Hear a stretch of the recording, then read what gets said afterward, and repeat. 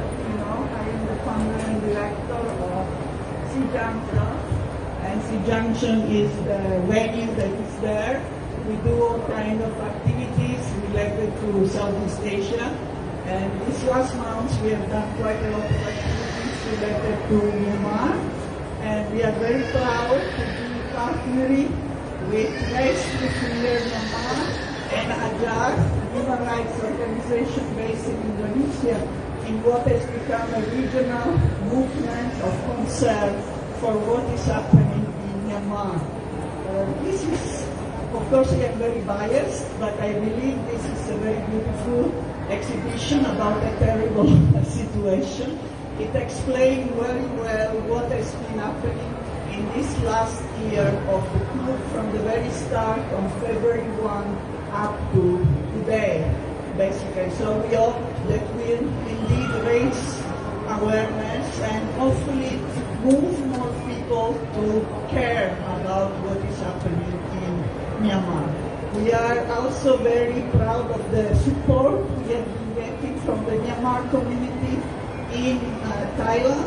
Many of them have volunteered for this exhibition, and they also have helped donating us t-shirts and other things to raise funds for Junction. Interesting. So it's very nice to see that they see us as one of their allies. And we have also support from, now I forget the name, of course, Cecilio, who is also very solidarity. Maybe you can say a few words about your group. Okay, I am Songsak Ngamsri. My name is Patrick, but Cecilio is a saint name. From Cecilia, the music saint of music.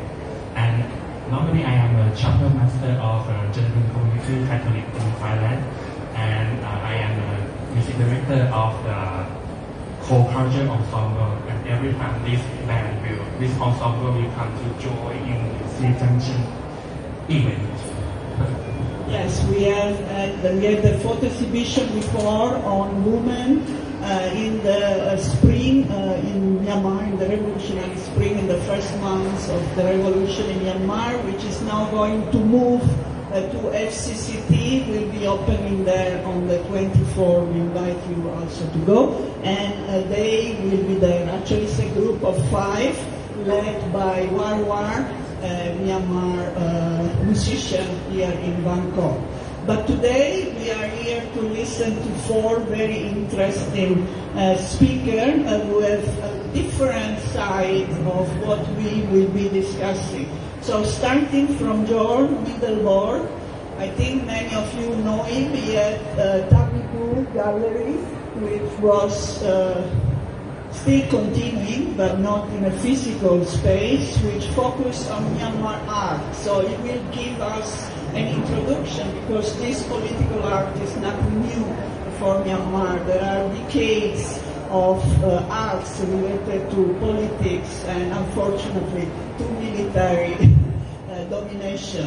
And then after this introduction, we will have an artist, Timothy from Myanmar. He will tell how he relates to the coup event and his struggle, or at least his search to find a role in that. And then we have one of the 2 Miss Lunatics who are also preparing the food today, the canapés, who will talk about support to the community of artists in Myanmar and now also in Thailand. And finally, this last but not least, right, we have Tara, an independent journalist, who will be discussing about the same issue but here in Thailand. So I think it will be very interesting panel. So without further ado, please, Jorn, you can start. Okay. Thank you very much, Rosalia. I'm very happy for your invitation. And I will give an introduction now to the kind of background and history of political art in Myanmar. Because, as she said, I was joining the Thavibu Art Gallery from 1998 and then for 18 years here in Bangkok. And during that time, Myanmar was one of the 2 countries that we worked with. And every year we had exhibitions by Myanmar artists, and many of them did political works So, since we have limited time, I will go through a PDF file which I have produced, but you can also find it actually online. So, at academia.edu, you can read it, find it there. So, you can read all the details about the various artists, since we don't have much time to talk about all of them. I will just choose now maybe the most important and a few artworks to focus on. So, let's start. This is actually a British colonial period painting, which is of the royal family. And you can say, is this political art? Well, it might be resistance art. It's difficult to say. It could be an adoration of the royal family. But since this was painted during the British colonial time, and the British actually throughout the monarchy, then it could also be a kind of, poking at the British and say, you threw away this monarchy, but you still, in a way, maybe love them even more than the colonial power. So, I mean, it's different ways of interpreting this. Then we have a painting here, which is based on an event from 1962 when the Wind took over. It's by the artist called Sonawong Yangwei, and it's painted later on in 2006, I think, but 16. But the Wind, he staged a coup for the time in 1962, and then the president was arrested, and the son of the president, which was actually the uncle of this artist, he was shot and killed by the men of the Wind. So his family, Sonawong Yangwei's family, is closely related to the history of Myanmar in many ways. We will see more of his works later on. Yeah. So we have two early modernist painters, which are kind of precursors to what is coming next in contemporary art. One of the first is called Ji Yong-so. He was actually having a retrospective at the Pompidou Center in Paris last year. And his painting here is called The Buddha Injured by a Sling Slot from the 888 Upspringing, which happened in 1988. Remember, there was this big uprising, and that is also when Aung San Suu Kyi came back and she was put under house arrest. Another artist, Kim Mong-in, is also one of the older modern masters. You can read more about him, but we don't talk much about it. Then we turn to the first generation of contemporary political artists who are born in the 1940s and the 1950s. We can start with Hnin, who is often considered as the father of contemporary art in Myanmar. He was self-taught, and he had his own gallery, India Art Gallery. He still has it, I think. He was a pioneer of performance art, and he did paintings and also sculptures and many kind of multimedia art. You can see in this painting, which is actually from 2008, this Mother and Child series, Behind Bars. It could be a political painting, or it can be more a social commentary. It's also noticed the colors red and black, because actually during the army time last time, it was not allowed to paint red and black, because red was a symbol of blood, or the symbol of the Aung San Suu Kyi's party, and black was a symbol of evil. So there was very heavy censorship. Of course, censorship regarding news and political things, but also censorship of things they did not understand, and even censorship of colors, like especially the red and black. This is another artist called Popo, who is the same generation as Hnin, and this is also, a red line dividing this black space. Can be an abstract. It could be related to Buddhism, or it could be political. It's many ways of interpreting this if we study it deeper. And this is another artist called Ula Han, and he painted during the time, during the last time the army was in power, the Tatmadaw.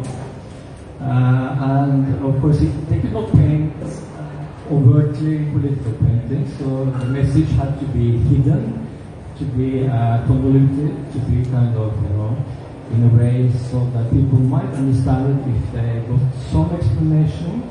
For example, this seems to be, some young guys playing, a game, a traditional game with a green and a red tops here, and then it's who hit the tops, and with the right color, the wrong color, one of them is the good guy and one is the bad guy, and this is again relating to a traditional way of playing. So, in Myanmar they would know about this and how to understand, how to interpret it. We have another artist of the same generation, is Hnin. He now lives in Bagan, the old, capital, if you have been there. This painting is actually in the museum in Singapore, the Singapore Art Museum, or the National Art Gallery in Singapore. He painted his own identity card. This was around 1992, and because at that time they had to give all kind of details, so he painted himself as, not really living anymore, because he did not want to give out all of these details. It was too much, almost Orwellian, all the details that the army asked about. So he said, I would rather be non-existent or dead than giving away all my personal information to this Kathmandu. Then we have another artist called Hnin, who is actually also around the same generation. And he was a part of the collective called the Gango Village Collective. Many of these artists were political, and this is one of the first artists I'm talking about who actually painted mostly political works, because many of the other artists, they painted abstracts or figurative, or it could be landscapes and sometimes political. But this Hnin, he was one of the first who painted almost exclusively political works. And you can see the gun here, made out of money, which is a commentary on money actually makes not only the world go around, but it made Myanmar, Burma go around. The country was quite flush with money from drugs and guns and drugs and gems and smuggling of people also, human trading. So this is how this money is linked to power and repression. Then we have Min Sue, who is one of those who painted almost exclusively political works. And maybe the image here in the computer is not the best. If you look at PDF file, then you can see actually better photos. To the left here is Aung San Suu Kyi, but it was painted in 1999, so he had to be very careful, because if the government censors it, so a painting of a woman, they would always question in their mind, is it Aung San Suu Kyi? Because that was not allowed to paint her. Here she's sitting in a train waiting for her final destination, and the artist said, final destination will probably be free from house arrest and probably leave the country. So this was in 1999, and the one to the right is called Deadlock. She was in house arrest with this huge kind of padlock in front of her door, and then also with blood on it. So it's very obvious what this is about. Of course, this painting to the left could maybe be shown because it was not that obvious, but painting to the right could not be shown in Myanmar for sure. But we took them to Bangkok, so we had a show of his works in Bangkok. These are two other paintings by Min Sue. The left one is the tiger and the tortoise. It's called Might and Right, and it might also reflect some story, a local story from Myanmar, where the tiger is fierce and dangerous, and the tortoise is small but strong. You can hide inside its shell.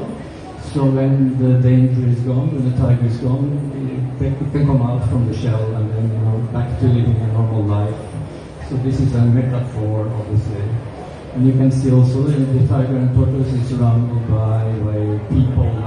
Looks like some sad people and so on surrounding the tiger and the tortoise. And the painting to the right is not so clear in the photo, but it's from New York City actually. It's called New York, and there are two boats on the collision course in front of the UN headquarters in New York, because he said that these two parties, the NLD and the army, they were in a collision course, and he said, why doesn't the UN try to help So we painted this, scene from New York, and of course UN cannot help in this way because it cannot intervene and interfere in other countries, especially when there are the big countries sitting on the Security Council like China and India, China and Russia, which always will veto any kind of action. Then the left painting here, it doesn't also look too good here. I think you should see the PDF file. It's a painting called Death Row at Insane Prison. So Insane Prison is the most infamous prison in Yangon, and if you look closely at this cell, it's full of blood and other stuff, which obviously is a reference to the torture that takes place in the insane prison. And the painting on the right is called Gunfire. It could look like an abstract painting, lots of geometric figures and lines, but it's called Gunfire because it actually could also be interpreted as the ways that the bullets are flying around when you shoot.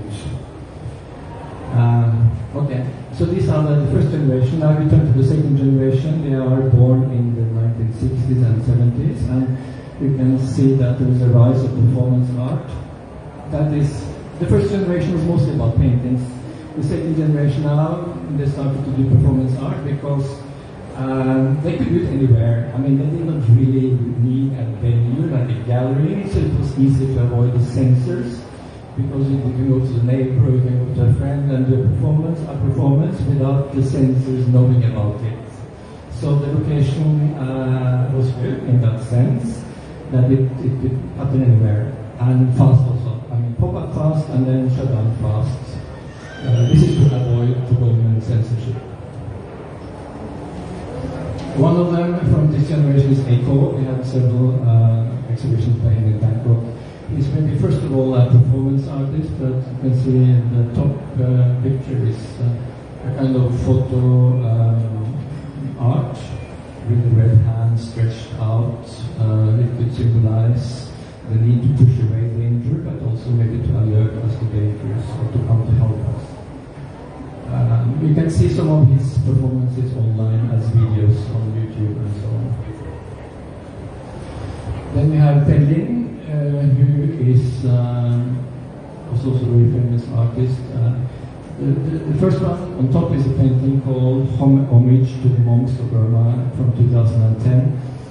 And if you remember, there was this kind of killing of monks in 2007 because there was an uprising and the monks were killed, so there were blood in the rivers and so on. So this is a homage to the monks that were killed. You can see a lot of faces, monks' faces, in the lower part of the painting. And he also does performances, which is referred to underneath. And he's famous for having been in prison for many years, and then he used his longi to paint as a canvas to paint on. So when he came out from prison later on, then he could exhibit these longis that were painted on while he was in prison.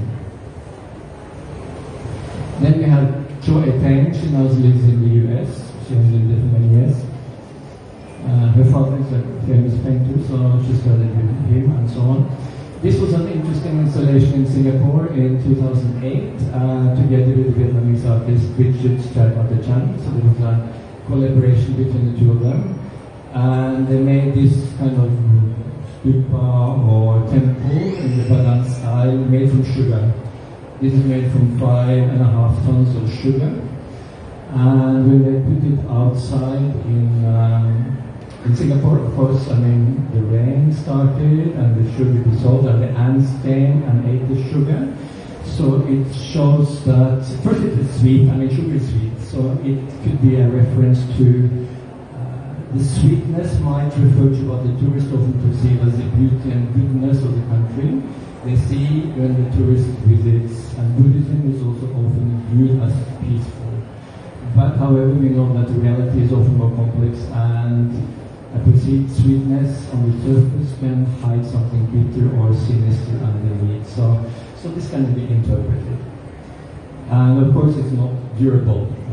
This one lasted not very long because of the rain and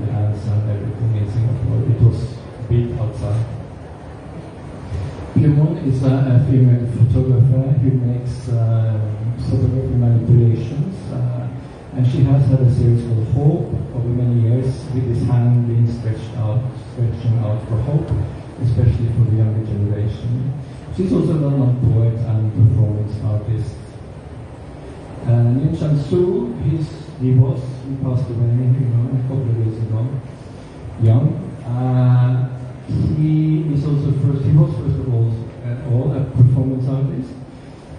I was quite lucky to be in Yangon. This is from 1997, so it's a long time ago now, 25 years ago, when he did this installation at the Oakkahta Gallery, which is the most kind of old famous gallery in Yangon. There was this kind of heavy spiny object you can see hanging from the ceiling, and underneath are the fragile balloons on this mirror. So it's obvious that this heavy spiny object is a threat to the fragile balloons below. And the censors came and looked at it and just shut it down even before it opened. So the exhibition was closed before it actually opened. So this happened all the time. This could be because they actually understood it, or it could be censored because they did not understand it. So, as I said, they often shut down what they did not understand. And this is also Nelson Su in Bangkok in 2008. This is also a reference to the killing of the monks in 2007. So this was the year after, 2008. He had this performance in Bangkok where he poured this red paint over himself and did a performance here at the gallery in Bangkok. And underneath there is this photo he has made with a red line. It's maybe not that easy to see, but down on the image you can see a red line. And this was made in 2012 after the country started to open up. And he said that it's getting better. It's getting more, have more freedom to express themselves, but there is still a red line which cannot be crossed.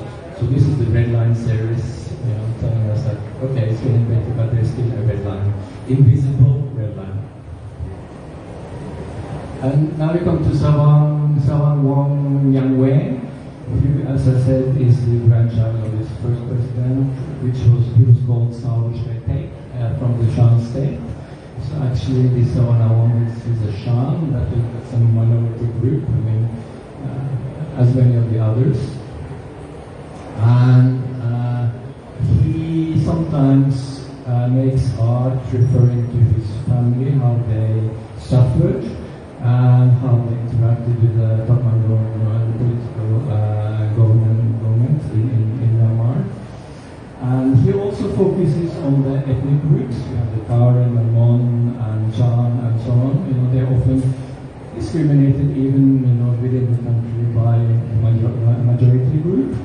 And as you remember, we had this Rohingya issue, and he's one of the very few artists to actually address the Rohingya issue. The killing of the Rohingyas, and you can see the photo, the drawings down here are Rohingya portraits from 2017. Unfortunately, many of people in Myanmar did not really react that seriously to the Rohingya issue when it happened, but he was one who did. And here is one of his installations in Australia at the Abhasakun Triennale, which is a very important exhibition in Brisbane. It's called the Myanmar Peace Industrial Complex Map, number 3, People's Desire. So if you had been to Myanmar 15, 20 years ago, you saw these red signs along the street called People's Desire. And it was very Orwellian. It's not the people's desire, it's the army's desire, of course. People should do this, you cannot do that, and so on. It was very obvious, but it looked kind of weird and very Orwellian from our point of view. And if you look at the map here, you cannot see it well because it's small, but again, you look at the PDF file. It's full of, what can we say, there are many parties involved in the peace process, and lines crossing from one party to the other, and it's almost intractable, which means that the peace process has so many elements and parties but they sometimes work together against each other, and how to solve it out, it is very complex, very difficult. And this is the artist. We have time? Okay. Sorry. Yeah, Pucci, he's one of the younger ones. I just have to, because they're quite interesting, I just explain it to you. We read it from the left on the top, left to right, and then after that from the left to the right at the bottom. So we start with Aung San, the father of Aung San Suu Kyi is up to the left. And then Aung San had his life, and then smoking, and then he married, and then he had children. So this is the top row.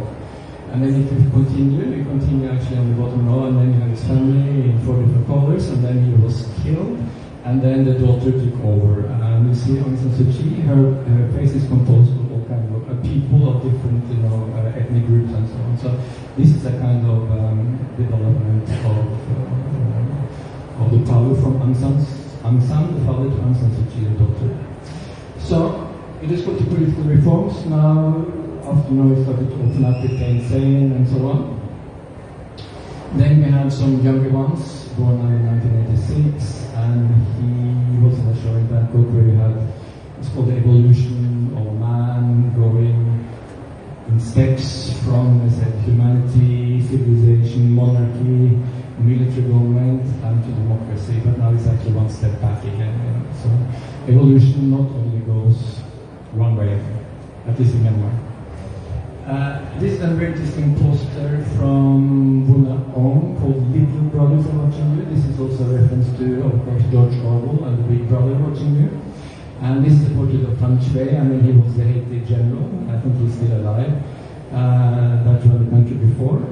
And then he made this Little Brothers Are Watching You. It means that people are still watching what we are doing. We cannot do whatever we want to abuse us.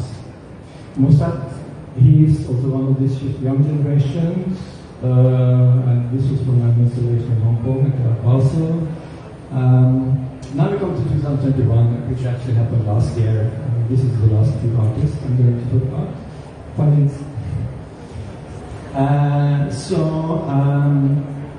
This is a young artist, Bart, and then he uses that kind of doll, if you've seen it, called Pipendong.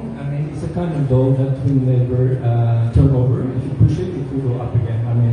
Because it's round on the other side and this side. So whatever you do, it will always come back. So this is also a symbol of you push people and they will always return and come back. And there's also references on this one to, of course, the simple obedience with the 3 fingers. There's a reference to everything will be okay. That was the T-shirt of the young woman who was shot there. So this is actually a digital painting. So this is what the younger artists are doing. This is another young artist called Richie Pett. And he's also using symbolism. And Army is now the ogre, the ugly, bad, dangerous ogre. And then the ribbon symbolizes the people of Myanmar. Let's see the last artist from this now very recent uprising. It's a woman called Sandra Kai, and she has painted big voluminous women for more than 20 years. And she says that she paints them in a big size because this gives power to women. It shows them actually as powerful when they are big in size. And she's very direct here in these 2 paintings. You can see, if the army uses guns, let's take out the guns on the left hand here, and then, give them back the same. And on the right here is a reference to the goddess Kali, who is the Indian goddess that is also used in Myanmar and some other countries. She has this red tongue and she's very fierce and she's a destroyer of evil. But instead of having a sword, which she normally has, she has here a brush in her hand. So this is how they can also fight back. Okay, so now we talk about all the artists. The final saying now is about protest art, because protest art is more direct. It's a kind of, if something is happening in a country, people and the artists are reacting to one event or a certain limited event. So they are producing protest art. For example, we have this One Day They Were Alive, The Theft of a Nation, that is the current army chief. You have Myanmar Coup, you have the one to the left, down to the left, is people in Bagan. They have actually stood up in a group, all these people, and then they make up a word, Save Myanmar, which you can see from the air, and then they took a photo from above. And to the right, the lower right, you can see women using sometimes the undergarments and the bras, because hanging up, it's a kind of understanding in Myanmar that the men, they're afraid of walking under the bras or the undergarments of women because they use their power, the male power. So sometimes the women can actually use that to drain them for the power. And the last page now, this is the conclusion, and we can say that the top, here is a photo from last year, March 2021, Yangon burning. This is a photo of Yangon burning. And then the second picture is a painting from 2002 by Minsue, Yangon burning. A reference, it was painted in 2002, but it is a reference to 1988. So Yangon was burning in 1988, and Yangon was still burning last year in 2021. So history repeats itself, which is very sad, and hopefully we can put an end to it the sooner the better. Thank you. Thank you very much. It's a very comprehensive history seen through the work of artists, and unfortunately with the conclusion that history is repeating itself, and we seem not to learn from past experience. Now we are in the current time. We are going to hear about Timothy, and there are two of his work also in this exhibition.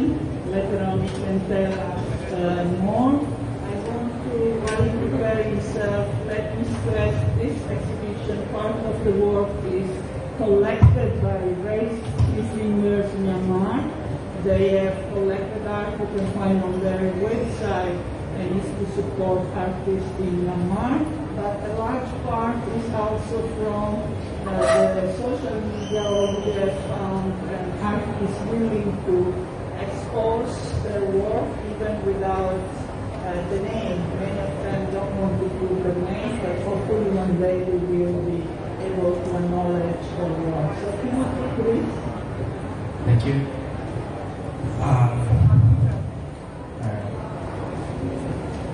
My name is Timothy.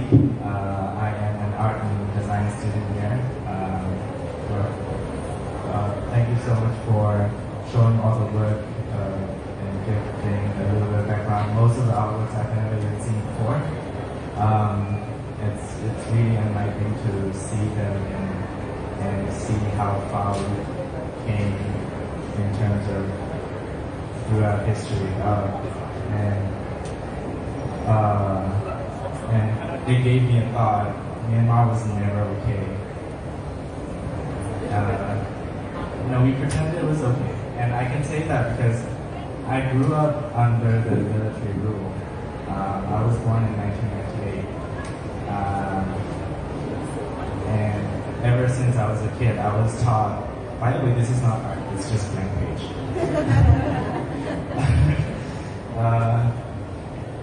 So I was born in 1998.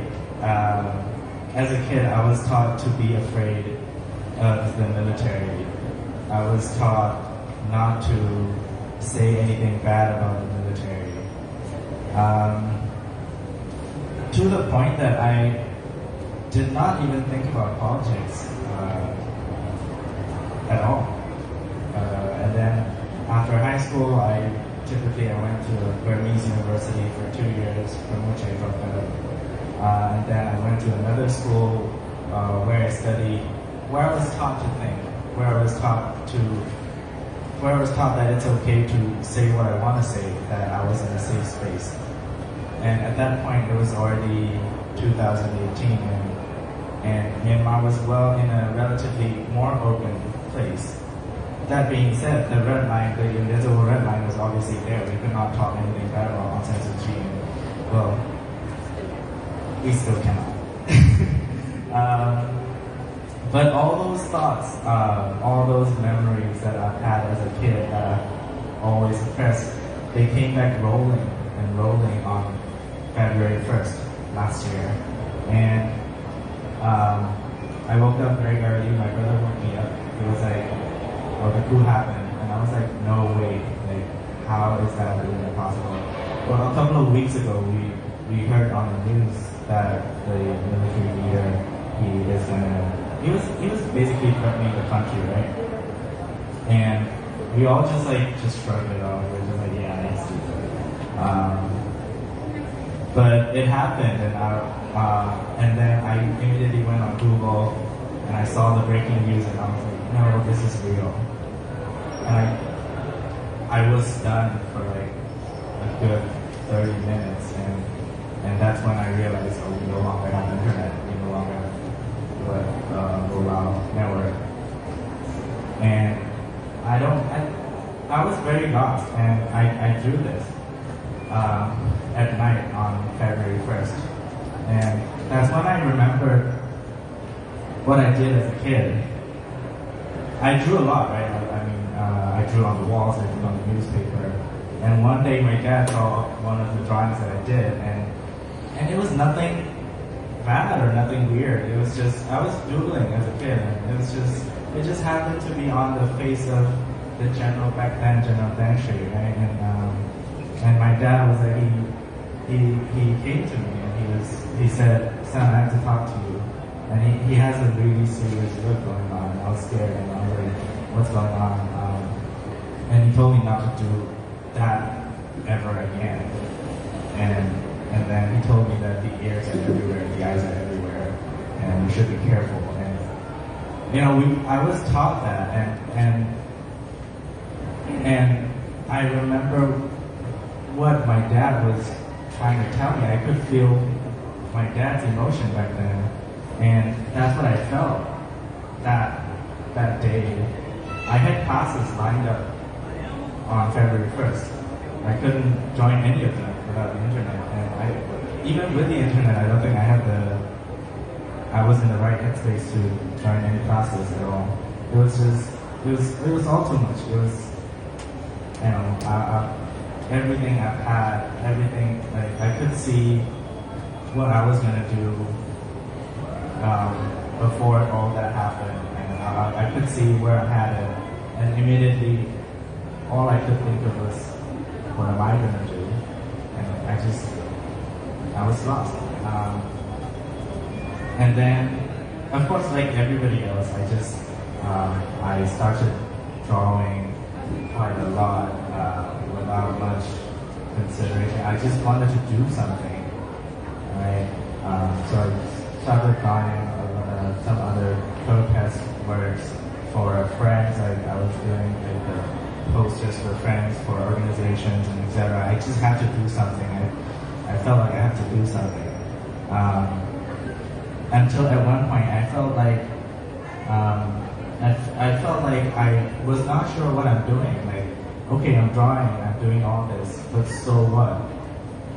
What's going to happen? Is it even affecting anything that's happening out there? This is not stopping them from killing people. So I did this with my dad. My dad is a doctor, so this is basically a first aid for gunshot wounds. And I told my dad, hey, I want to do this, and he helped me get the right information. He helped me with the editing the text, and etc. I started doing something like this a lot. Started talking about the political terms, explaining the political terms in a simple way, using my friends, different friends' platforms. I started doing all that. And yeah, but then I was still struggling. I was still struggling where I stand in this revolution. And I remember one day I think it was in March or February, we had a really heated argument at home, and it was between my brother and my dad. My brother was really angry. Like, he wanted to be one of the medics, and my dad just couldn't let him. He's a dentist, and my dad was just like, "No, that you're a dentist, and you will find a role." He said, like he said really calmly. My dad is usually not a calm person, but back then he said it really calmly. He told us to sit down, and he told me what happened in 1988 to him and to his family, and to his sister. And it was at that point I started to think about my role here as an artist, as someone who draws, as someone who can draw.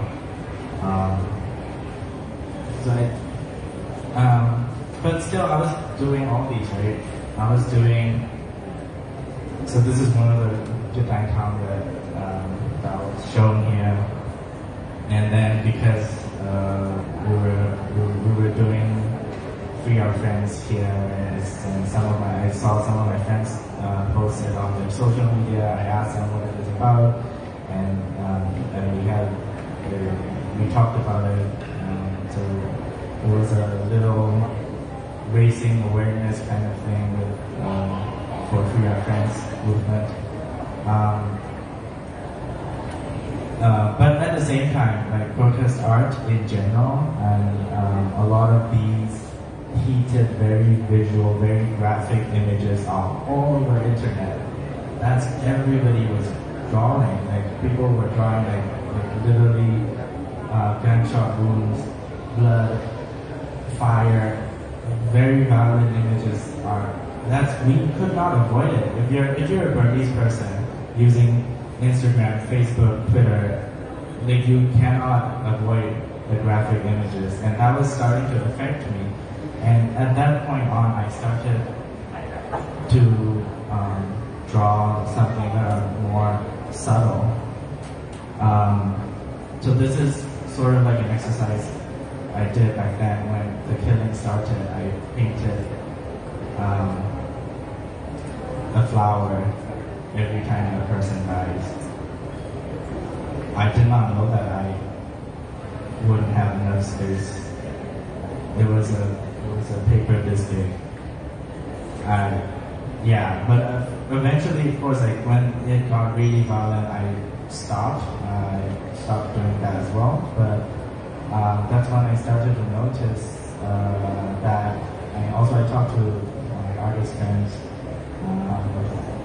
what they feel about all the visual images out there. And one of my friends, who is actually an art historian herself, she told me that, well, she agrees that the visuals are very graphic. I think at that point I felt like people have enough of seeing all the graphic images. International community is aware now. People who wants to do something, people who can do something about the situation already know what's happening in Myanmar. And now, at that point, I shifted my target towards the community. At least I can help people breathe. At least I can help people feel that they're not alone, who's sad, and frustrated, and angry, and everything, every emotion that you cannot describe, right? And I started doing these. I did this on 10th of August. It's a very graphic story, but 5 young people were fleeing from the military. They were one of the armed People's Defense Force. As they were running, and they went onto the rooftop, and the military was chasing them, and they all jumped out. And so in the exhibition, you can see that but a lot of people were posting their images.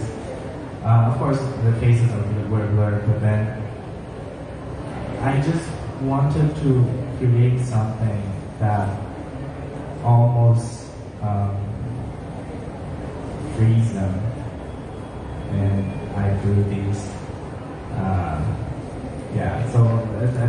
From that point on, my focus was no longer about protest art. It was more about, maybe it's a little egotistical, because at the end of the day, I just wanted to make myself feel better. But I was glad to know that I was helping a lot of other people. On that note, I did not want to make this talk all about myself, so as soon as I got a chance, I found out that I could be talking here. I talked to some of my artist friends. Well, some of them actually have their work in here, but they remain anonymous. Some of whom have their work are not here, but they have been very active since the revolution, or actually even before that. So here are some excerpts from them. One of them says, "There were people who came and talked to me about how my artworks helped them during this cruel period where we only heard bad news mostly every day. I also started to sell several artworks from me to donate those in need and to support the revolution. And that's basically how I've been portraying myself as a collage artist here, to keep motivating people and about the ongoing revolution, reminding everyone to participate in digital strikes, and more importantly, giving people a meaning for all of this happening around them."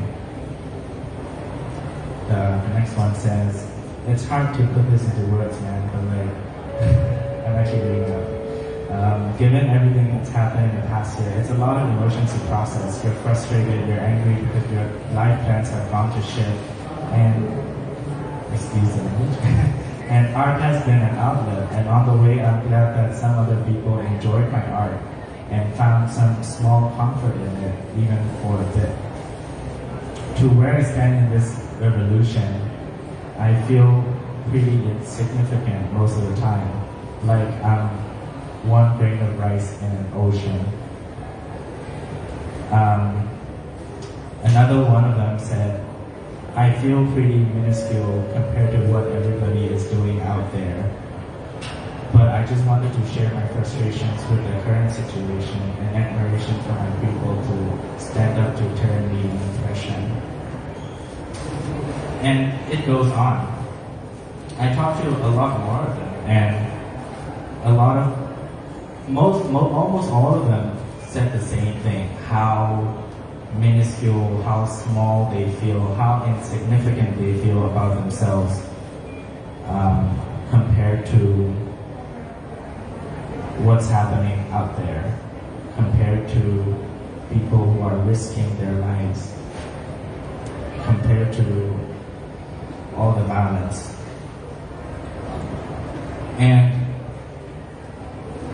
And like being here, I felt very overwhelmed, and I want to tell all of them, I will be doing that, I want to tell all of them, like, look, your works here are starting a lot of conversations. Your works here are not just you letting out your frustration, but you're actually not just raising awareness, but evoking something in the viewers to make them feel something, like make them feel something more than being aware of the situation. And of course I will be telling them. So I really want to thank you and the team for having me here and having all the works here. And I want to tell you that there are a lot of people out there who needs help. A lot of people have lost their homes. A lot of people at the border, stuck at the border, having nowhere else to go. There's a lot going on, and the community, the Burmese community inside and out of the country. We are, I think, we are genuinely trying our best, and we could use a little help. Thank you.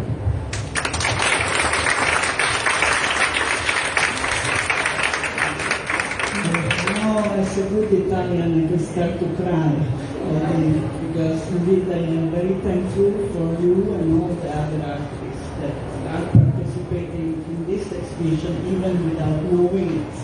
So please do tell them indeed that, as you can see, we had to move from our small place to here because of the interest. Many people have been moved by artwork. So now that we have heard this testimony, I think it's important to realize that artists can do all this, but they also need support.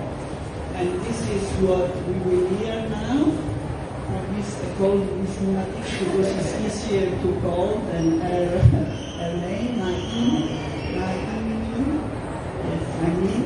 So she will be talking about what can be done to support artists in Myanmar as well. Please. Thank you, Leah. Hi, my name is Hnin. On the 8th of the 1988, I was 2 days old.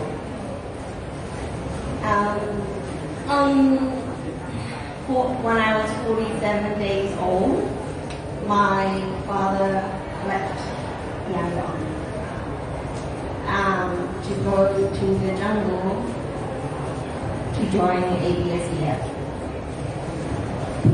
My mother went after him after a year, and I didn't see them until when I was 12 in a Thailand refugee camp. After 14 years of being in a refugee camp, my parents we got sponsored by Australian government, and I get to start my second life again. Living very comfortable life in Melbourne, and for about 15 years, and I decided, no, this is not what I want. I want to go back to Burma. So I did. I started a bar called Father's Office, and after 3 years I sold that too. And then that's when it all began. I started to know many young artists, poets, musicians.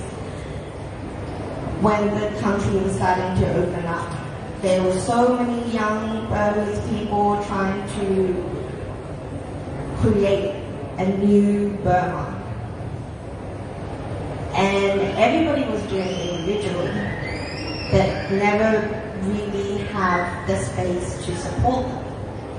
And I was like, I told my partner, Phil, let's do this. I'll cook, I'll feed them. They can come around. They can use the space to draw, to create. On the 31st of January, we actually had a live painting event. We were painting on top of Aung San Suu Kyi. I thought, oh, I'm going to get in trouble, but it's okay. I'll just say it. Well, it was my sister holding Aung San Suu Kyi picture from 1999 in Bangkok post. So, of course, Myanmar come into the picture, and the space actually became the center for a lot of young creatives to come in. When they were marching from Sangjeong to Sule, they would come in, before going to Sule, they would come in and rest, eat, write posters, sometimes sleep over, whatever. that they need. And these houses are not many in Yangon.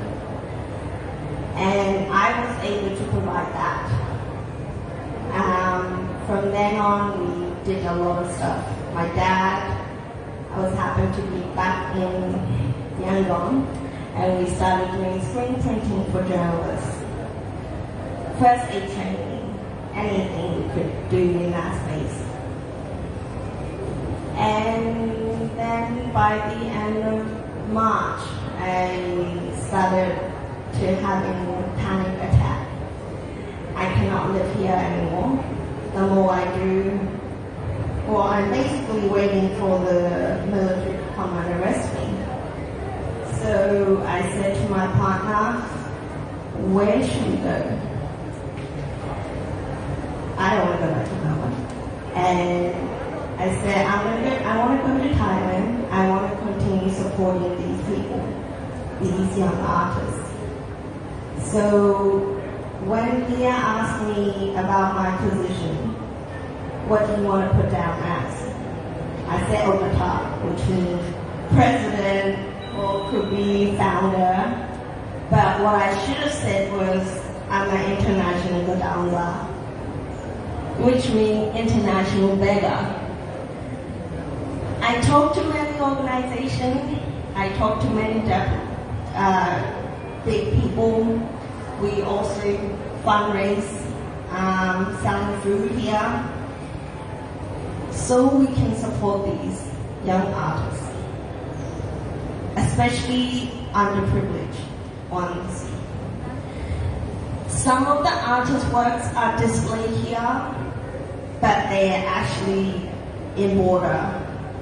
Has to change their appearance, cutting their hair off, dyeing their hair, doesn't have anything with them running for their life. I was able to deliver a Christmas gift to one of the artists in BACC on Christmas Eve. So my Christmas was quite meaningful because of that. Not only that, we also have photographers who went to jail, came back out with broken ribs, COVID positive, and you go, Hnin, I'm going back into the middle of Myanmar where it's hot there. I need to go and take photos. Can you help me support with the transportation fees? Okay. Are you sure you don't want to rest?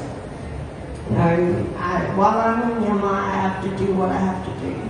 So there's so many individual people who are almost daily reaching out to me or organizations, and there's so much I can find donations and funds, but like I said, I'm an international beggar and I'm getting good at it slowly. And I'm going to continue looking for the money so we could support these underprivileged artists that are hiding, running, trying to create more art. So earlier I prepared the food and I walked around. As I walked the whole loop, I was telling Timmy, this is too emotional for me. Because of their artwork, we were able to do this. We are able to continue talking about Burma. So, right now, this is my role, and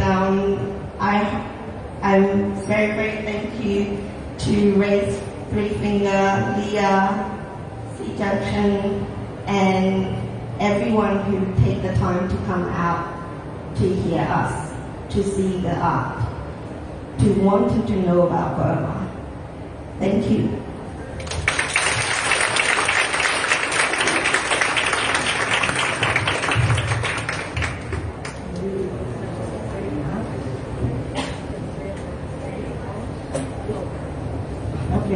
So let's continue. Thank you again, and I think I want to introduce Trish, maybe, as the other lunatics. There are two around, so here is the other one. She's running away. Okay. So, but there are two of them, so it's a double, it's a plural. So then, the last but not least, as I say, these are issues that are of relevance not only to Myanmar. Of course, Myanmar is at extreme, maybe if we have a spectrum or a range, it's not really on extreme, we see what is happening there, but many other countries in this region are also quite authoritarian governments.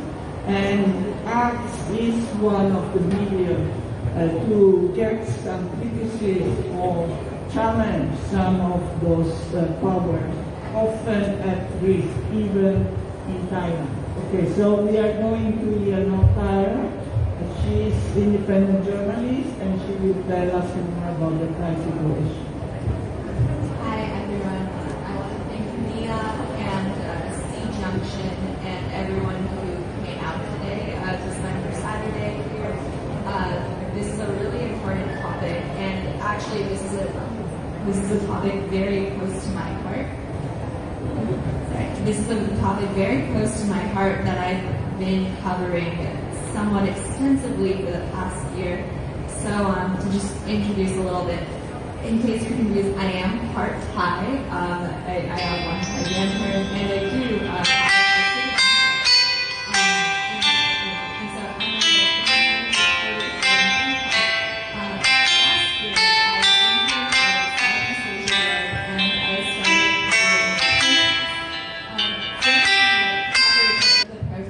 I became really interested when, at every protest there was some sort of colorful costume or some type of music, or they made some sort of sculpture in order to mock something or someone.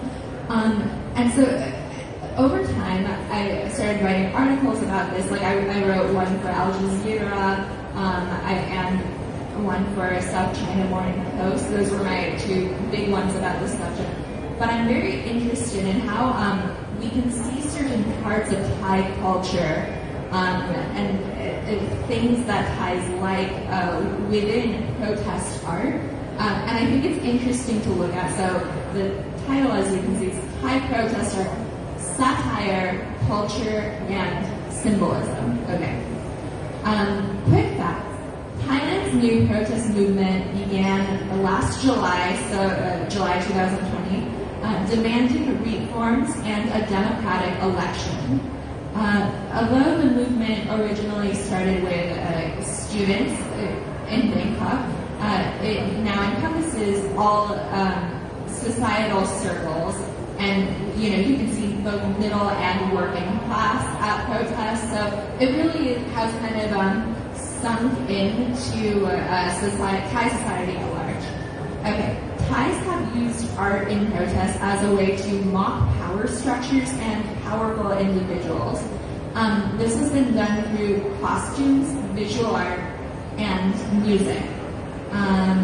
Okay, so minions. This is the first thing I'll talk about. Some of you might remember that at Thai protests a little while ago, last year, many Thais dressed up as the yellow minions from Despicable Me. So I don't understand one of the movies, but the minions are essentially these cute little cartoon characters. They talk with these high little voices, and they're funny and silly. And so Thai protesters started to dress in these minion costumes, and it was a way of impersonating the yellow shirt protesters. So in Thailand, there is, I believe, a power indifference between liberals and conservatives because due to our censorship laws, liberals are not allowed to fully say their opinions, whereas conservatives can. So the side that's scared is typically liberals. So I think that Thai people, I think there are people who really love to laugh. They sort of like to make fun of things. So for example, if you know about Thailand's nickname culture, you know that many times if they give you a nickname, they're kind of making fun of you. So they like to turn things into a joke. And I think this dressing like minions and dressing up in costumes is one example of where you can see this aspect of Thai culture where they're using their a kind of mocking humor in order to change the power dynamics here. So I think that they're kind of saying to their opponents, no, we're actually not scared of you. In fact, you look silly and childish, if we're being honest. That might be my own opinion. So this is a photo. This is by AFP, but it was used in one of my articles. So these are Thais who are dressed as the minions, and so you can see it's they look cute or silly or funny, and not scary. And they're kind of so again, this is just a way to say like, no, we are not afraid. And by the way, this is how you look. This is my own photo where it's a little bit hard to see the minions, but you can see the two yellow people. A lot of the times at these protests, it's hard for me to get in front of the huge crowd. I'm not the tallest person. So, Okay. And the next part of Thai culture that you can really see in protest art is Isan music. So at some of these protests that I've been to, there's Isan music. For anybody who's not familiar, the Isan is northeast Thailand, and it is the poorest part of Thailand. Now, so I think whether or not it's intended, the presence of Isan music at the Thai protest kind of is a political statement.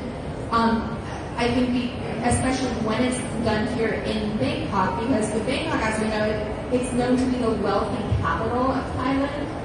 This is kind of the home of the elite, if you want to put it like that.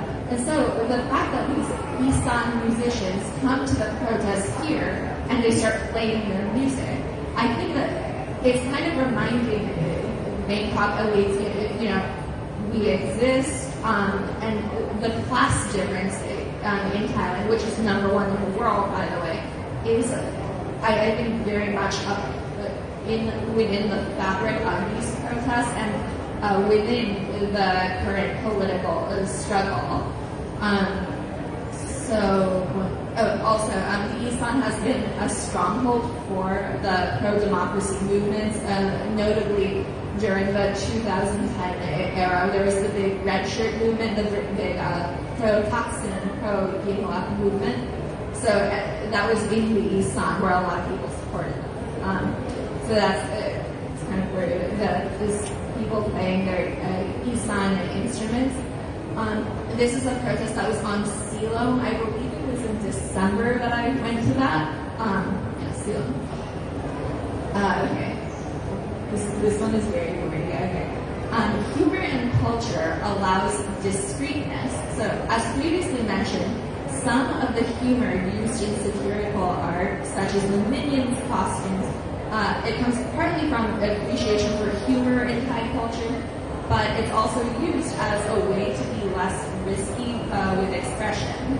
So sometimes when you take big risks in Thailand, you have to face legal consequences. So for example, at Shanghai University in May, 2 students were threatened with charges of lèse-majesté after they had an art piece there were mannequins under the Thai flag, and the mannequins were supposed to look like dead bodies. It was representing people who have been killed, or activists who have gone missing, or who had to flee to Cambodia, and then suddenly they were found dead. And they put them under the red and white stripes of the Thai flag. Now, so I'm going to use this to point out here that even as I'm sitting here talking to you about this, there's more that I want to say. So I wanted to post a picture of the flag piece, but I'm not posting the picture here. I'm not showing that here. And there are just other things that I want to say too, but I can't. So often when I interview people for my work, they tell me, oh, but this part you have to keep it off the record. Like this part, you can't say it. So I'm bringing this up here because I want to show you all the layers of censorship. Like I'm censoring myself by not showing you the photo because I'm too afraid of taking it that far. But then I'm also censoring myself in terms of things people have told me to keep off record, like about Thai art, for example. So let's keep that in mind as we're sitting here talking about this subject today and about how it's so important to use art to speak out. But I'm limited in doing so, and we all know why. Yeah. Okay, so in order to combat this, like in order to get around the law, you kind of have to be discreet. So one artist I interviewed who uses very, very subtle techniques in order to make statements. His name is Abhasakun. So in the painting that I'm about to show you, there's a very beautiful wall, like it has floral designs around it. But however, there are holes in the wall if you look closely. So this painting is about a protest in 2010 where the police came and shot a number of people, and it was at a temple. And the irony here is, a temple is this nice, peaceful, serene place, and the police came and shot up a bunch of people. And so he wanted to make the point that violence is sort of normalized in a way because there's this beautiful wall, but if you look closely, there are bullet holes. So if you kind of look up, like the upper left part, you can see the bullet holes. So it represents the temple shooting that happened in 2010, and it was against red shirt protesters in Bangkok. I wish I could remember the name of the specific temple, but I can't right now. Okay, sorry. Yeah, okay, next one, The Power of a Title. So this work is also by Oakkahta, the same person from last one. So he has this other painting, which is even more subtle. Like, unless you ask him, oh, what does this mean? You won't know about the political meaning at all. So the painting is titled Utopia. Oakkahta was inspired to paint this by a poem. The poem was written in 1973 after a certain event where there was a really big government crackdown on activists. So I'll read the poem out loud right now. Yeah. There is no power in the world. Parents have come and gone. When standing against the oppressor, people will have a new life. When the golden sky is bright, people will be great in the land. So the poet's name is Abhasakun, a very famous Thai poet. But when you look at the painting, which I'll show you in a second, you would not know at all that Oakkahta was inspired by that poem. So, but he named this painting Utopia, and he thought that just the title would provoke people's thoughts. So I'll show you. So again, there's this mention of the golden sky. When the golden sky shines bright, the people will be great in the land, and that's what he was inspired by. Okay, so Milk Tea Alliance, cute but serious. So earlier I was talking about how certain parts of Thai culture have kind of come out in the protest art. So I think, but we can also see some of the commonalities between Thailand and the other Southeast Asian countries that are part of the Milk Tea Alliance. So they all have this thing in common where they all like to drink milk tea. I mean, not everyone, but many Thais love milk tea, many Burmese love milk tea, many Taiwanese love milk tea. So milk tea became this cute little symbol of something they all have in common, right? What I want to say is, I think in general, Thais definitely, and I think other Southeast Asians do too, love things that we might consider cute. Okay, so many people here are into anime, for example, or like cute cartoon characters. I think it is a very big part of Thailand's youth culture, like what teenagers here look like. I think that we can kind of see this like cute stuff in the protest art too. So the character Hamtaro, a long time ago when the protests started, there was this hamster run, and the character Hamtaro was used to make a political statement.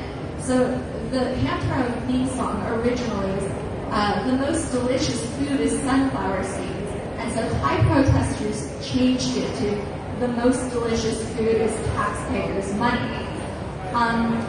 But now, the Milk Tea Alliance, including some Burmese business that I've seen on social media, are now using hamsters as this symbol of, I think it's like the masses, like the ordinary person.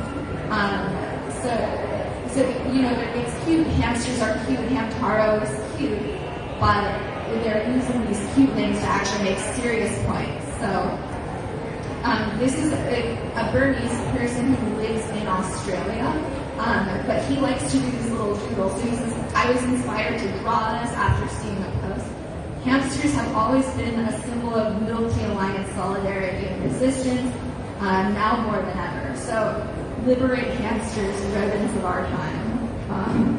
So yeah, this theme of, I think, cute things or cute animation characters, it has really come out like from the Thai culture, from the Southeast Asian culture, and we can see it in the art.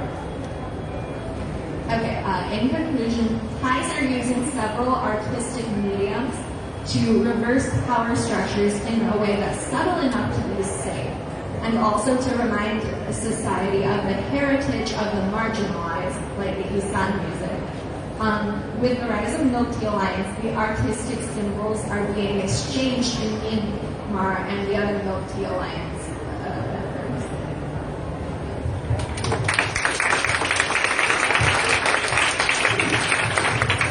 You can see here we are just time is a little bit at a constraint, but I think you agree that it was worth listening to all our panelists. I want to give just the possibility for one round of urgent question or comment. If you want to give anything, I think we can take one round, 3 questions, and then after that we close with the music, with the flute. So please raise your hand. Can we comment or question? No? Big defiant. Dare to ask. Please.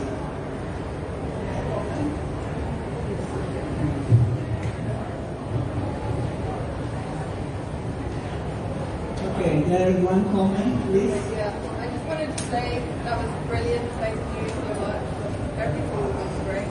One question, I guess, do you guys, how can people best support? What's the best? Which people donate? What's the best thing that people listening can do? And people best support or donate?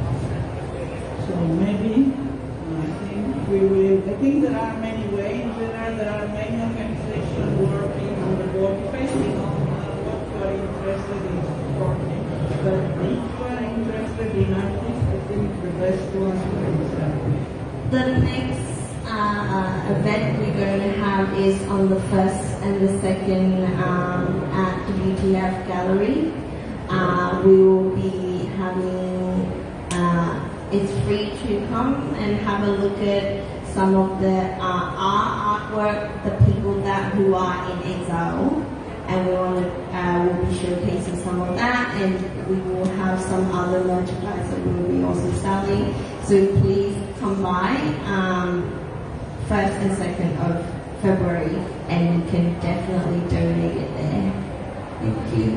And I think here we also have some encouragement, not only for the nation, but actually also for advocating, and each one of us can advocate from our own position. Boycotting, we have heard that just recently, like Total and Chevron have said that they will stop investing in Myanmar, what they've been doing, but of course needs to be followed up. And there are actually companies in Thailand also investing in the same project, which somehow have escaped international danger. Remain engaged is very important thing for, and use your social media also to disseminate information. It will be with the people that are fighting with it, but I think there is a role of the international community, including on stopping the selling of arms that are killing people. And this we have seen the French, Italian, and many other governments still continue, not government, private, still continue to sell arms within Myanmar. So there is still a lot that can be done from outside. Besides, I don't know if yes, please. Yeah, when you ask, how you can support the artists, of course you can buy the artwork from the artists. That is maybe the most important way. It's not only the money that they get, but it's also the recognition, because artists actually make something and they're very happy when somebody appreciates their artwork and actually collects it and buy it. So I think that is actually the best way. Yeah, I just want to add something to that. Of course, that you can support financially or in any other way that you can. But one more thing that you can do is if you know any Burmese, if you have any Burmese friends, just reach out to them, ask them how they're doing. If they want to talk, just listen. I think that's what everybody can do, and that's very much needed. So before. I was just going to add for the Thai context here, I think it really makes a difference if you, as a foreigner, speak out. I think I understand that this is kind of hard, and I think people are scared, like, oh, I'll get deported or whatever. Like there's this fear of that by some foreigners. But I think when you, as an English speaker, you speak out and say something as a Westerner, and if Western and global media picks that up, then it really makes a difference. These people are more likely to notice. Okay, part of the hierarchical power structure of this world. But okay, before closing, let's have another piece of flutes to relax our spirit, and then I will close this event. Can I explain a little bit about my music today? Today I play from opening and closing, right? I choose two songs from German composer in 16th century. First, I bring music from George Philip Telemann, and this music name is Fantasy. But in this part, he composed in French style, like a French version. And yes, he composed in French style, but the title name is the fantasy. What kind of fantasy? Imagination and also freedom. And for closing, I will play music from Johann Sebastian Bach. He composed partita for flute solo. But if you ever learn music, maybe when you was young, the teacher will give the metronome should play like a metronome.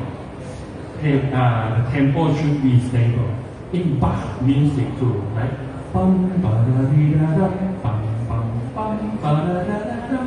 Like this.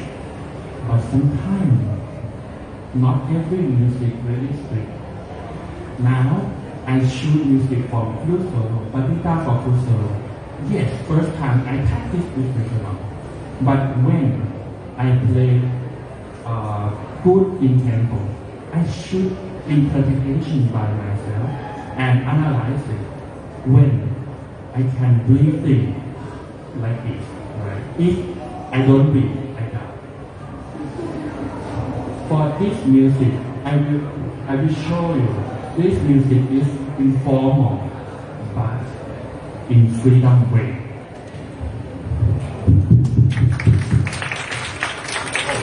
And when finish this music, I will play high note. High note is look like the sunshine of hope.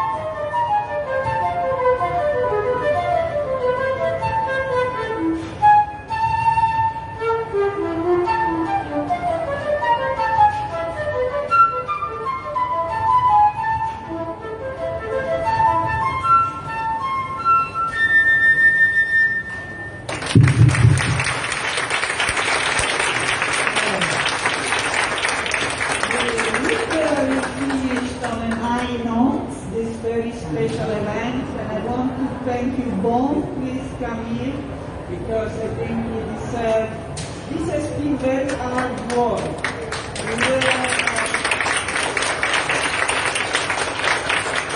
were grateful to Three Fingers for giving us the, so to say, the initial style of an exhibition that was done in London for one day, but we basically changed quite a lot. So the two of us worked very close. But Bond was really the one who managed to put everything together in time for this fantastic exhibition. So Bob, thank you very much. Other people from Junction I also want to acknowledge because this is really a big word. Sugar is there. Our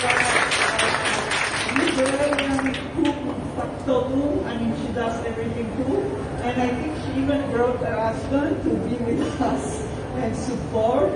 And we have Sakura from Myanmar who has been volunteering from us, and from Three Fingers I want to introduce please the two of you from Three Fingers.